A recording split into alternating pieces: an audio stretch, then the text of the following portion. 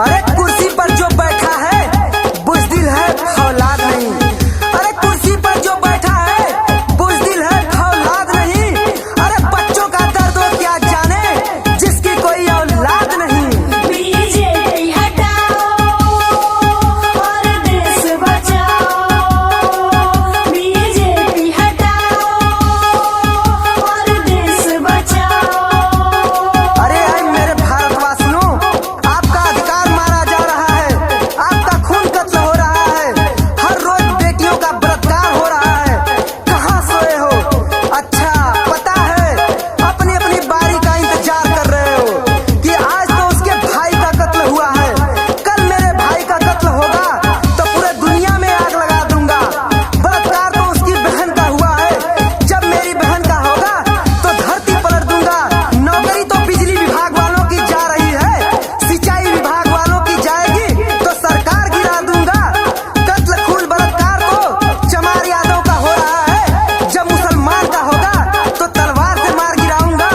अरे मैं आनंद बंधु इंजीनियर सबको बताना चाहता हूँ कि कुछ नहीं उखाड़ पाओगे, खाली बस फेसबुक व्हाट्सएप पर ग्रुप खेल सकते हो।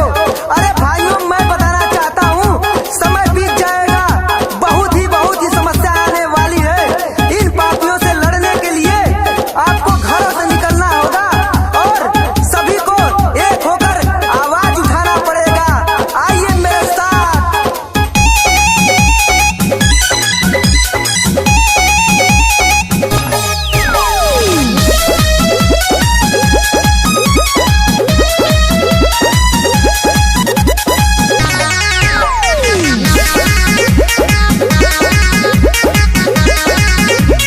बांध कफन अब निकल पड़े हैं, बांध कफन अब निकल पड़े हैं। लड़ना है इन पापी से, चाहे गोली लग जाए छाती पे, चाहे गोली लग जाए छाती पे। चाहे गोली लग जाए छाती पे, चाहे गोली लग जाए छाती पे।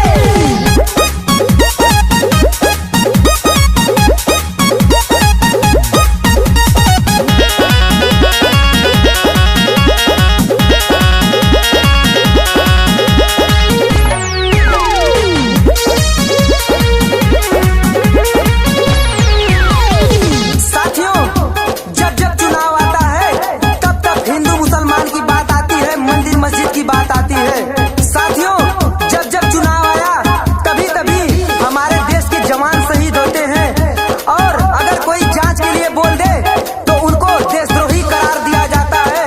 साथियों, इनके अनुसार पूरे जितने भी भारत में इनके विरोधी हैं सब देशद्रोही हैं, सिर्फ तेल मालिश करने वाले ही देशभक्त हैं। अरे मैं आनंद बंधु इंजीनियर कहता हूँ कि ये देशभक्त नहीं, ये पक्के अंधभक्त हैं। हिंदू मुसलमान करके आपस में लड़ाते हैं, शहीदों के नाम पर जो नाव जीत जाते हैं।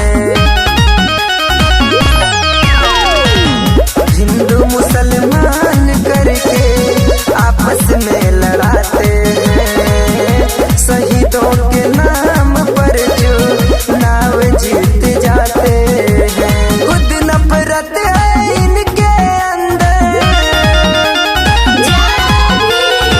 खुद नफरत है इनके अंदर, नाम दिया है जमाती के। चाहे गोली लग जाए छाती पे, चाहे गोली लग जाए छाती पे।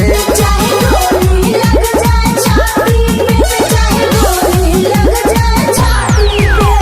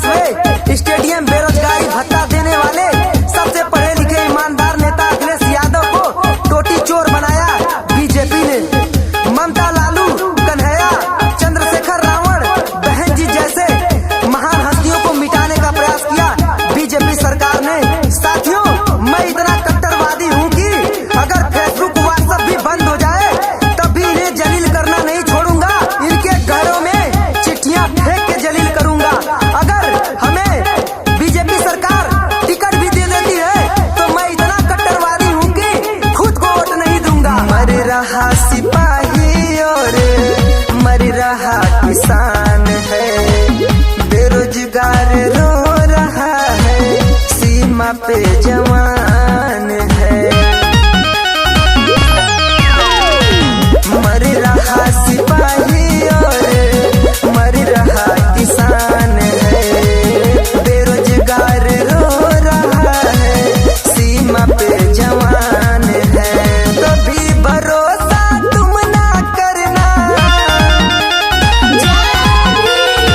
कभी भरोसा तुम ना करना, ये सरकार है घाटी पे, चाहे गोली लग जाए छाती पे, चाहे गोली लग जाए छाती पे। चाहे गोली लग जाए छाती पे, चाहे गोली लग जाए छाती पे।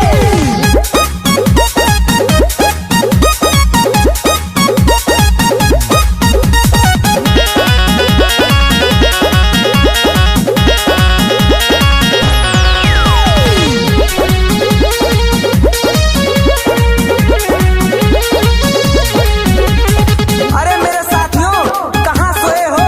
हमारे देश में सब कुछ प्राइवेट हो रहा है।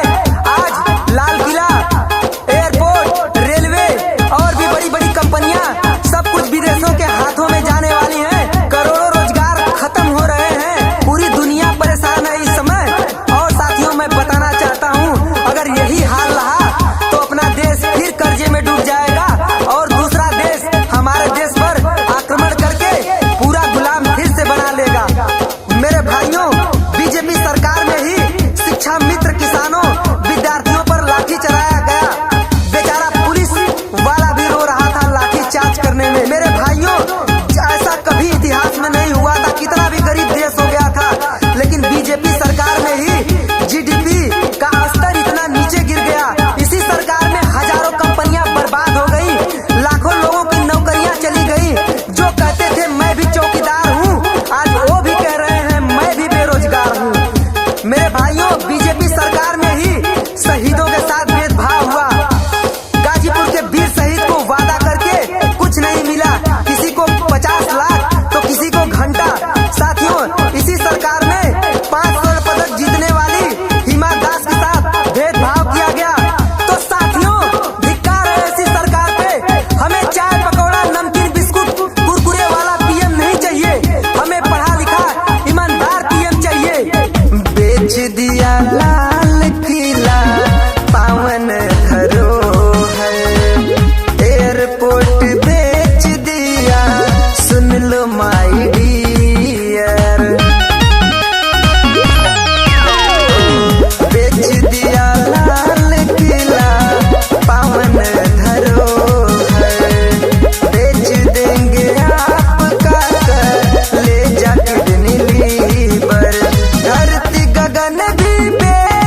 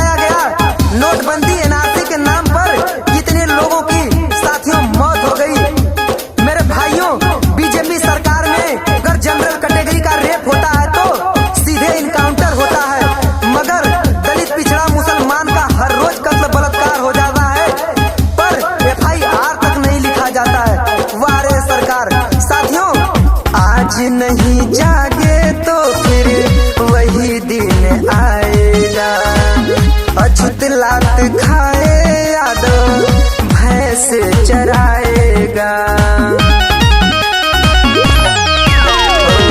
आज नहीं जागे तो फिर वही दिन आएगा।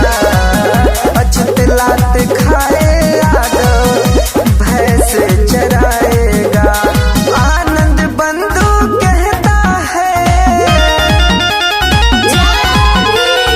पी के राज जी कहते हैं अब लड़ जाओ खुरपाती से, चाहे गोली लग जाए छाती पे, चाहे गोली लग जाए छाती पे।